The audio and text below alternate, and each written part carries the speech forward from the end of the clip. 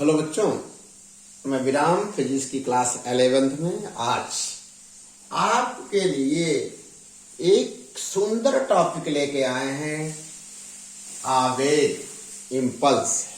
इसका एक नाम और लिखा मिलेगा प्यारे बच्चों, बल का आवेग। Lecture number 9। आइए इसके मौलिक कंसेप्ट पर हम आपको क्लियर करते हैं सरल से सरल भाषा में।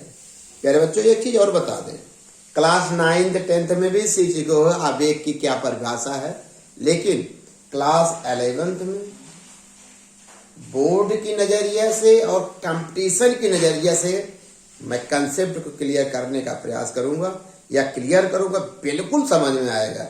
जो बच्चे अभी चैनल से नए जुड़े हैं, वीडियो लास्ट तक जरूर देखिएगा, लेक्चर लास्ट तक जरूर सुनिएगा, बहुत अच्छा लगेगा। आइए समझाते हैं आवेग का कंसेप्ट क्या है, किस परिस्थिति पर यह होता है, इसको समझाते हैं। आइए शुरू करें। मान लिया एक गतिशील वस्तु है, ध्यान रखिएगा, गतिशील वस्तु है जिसका द्रव्यमान m है, प्रारंभिक वेग u है। क्लियर? इस वस्तु या पिंड पर एक नियत बल, नियत परिमाण का एक बल प्रारंभिक वेग की दिशा में लगाते हैं।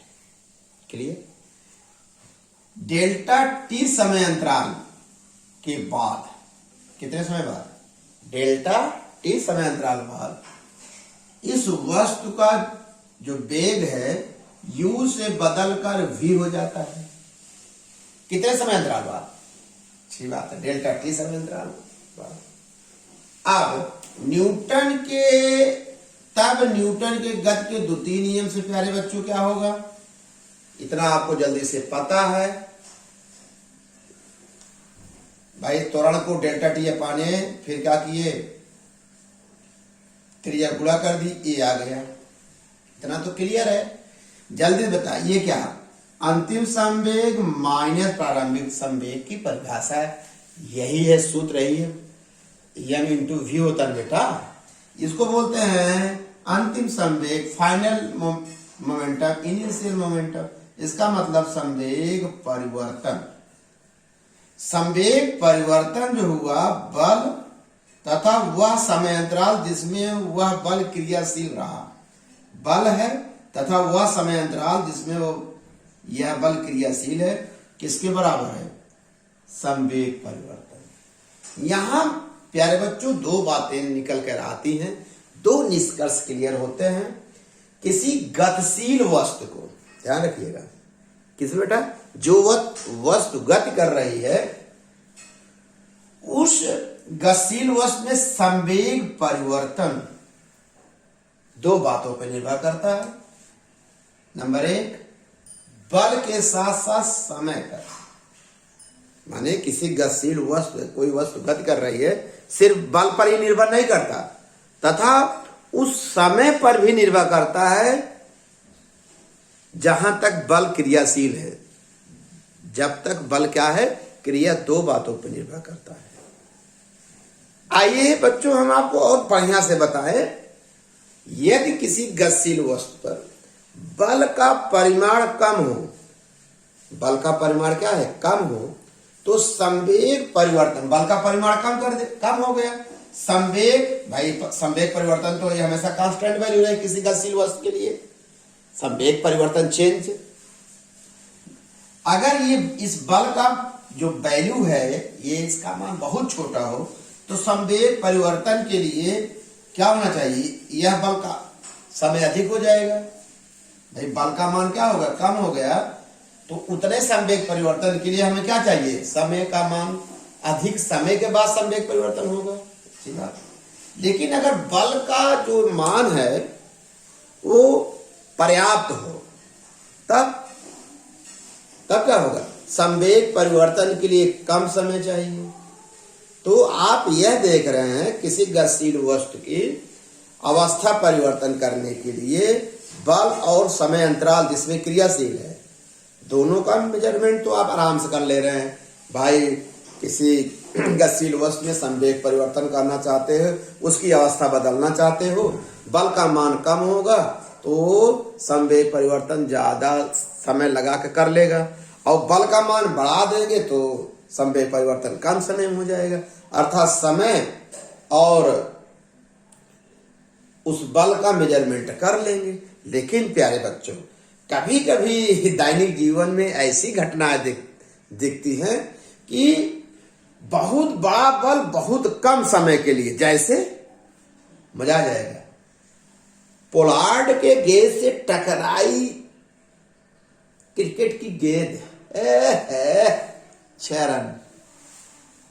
हार्दिक पांड्या, बहुत सारे ऐसे हैं जब क्रिकेट की गेंद बल्ले से टकराती है तो बहुत बड़ा बल होता है और उनका कंटेक्ट टाइम बहुत कम होता है। माने देख रहे हैं, कंटेक्ट टाइम अगर बहुत कम है, संवेग परिवर्तन के लिए क्या होगा, बल का मान बहुत बड़ा हो जाता है। और जैसे किसी गेंद को दीवार से मारते हैं, दीवार से गेंद को टकराने और फिर वापस आने का समय बहुत कम होता है। माने फुटबॉल खिलाड़ी गेंद को जब किक करता है, इसका मतलब क्या है, उसका पैर और बॉल का जो संपर्क टाइम बहुत कम है। तो ऐसी परिस्थिति में वो बल बहुत कम समय के लिए होगा और बहुत बड़ा बल होगा। अब ऐसी समय में जब कुछ परिस्थितियां ऐसी होती हैं, कुछ घटनाएं ऐसी होती हैं कि बल का क्रियाकाल बहुत अनंत सूक्ष्म होता है, ऐसी परिस्थिति में, ऐसी दशा में, जो एग्जाम्पल दिए हैं, ऐसी दशा में प्यारे बच्चों,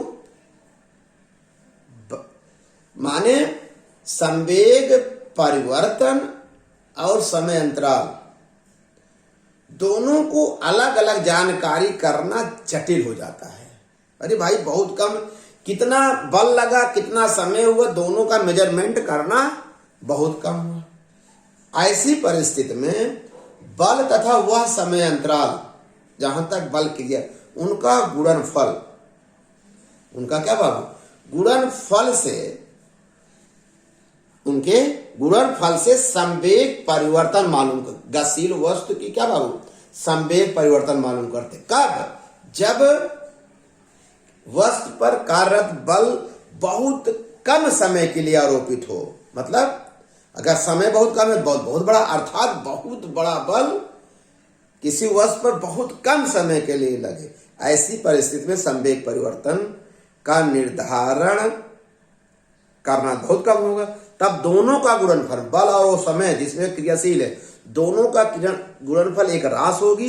इस राशि के द्वारा हम क्या, संवेग परिवर्तन मालूम कर लेंगे। इसका मतलब है किसी गतिशील वस्तु किस बल के प्रभाव को जानने के लिए जिस राशि का प्रयोग करते हैं उसे आवेग कहते हैं, और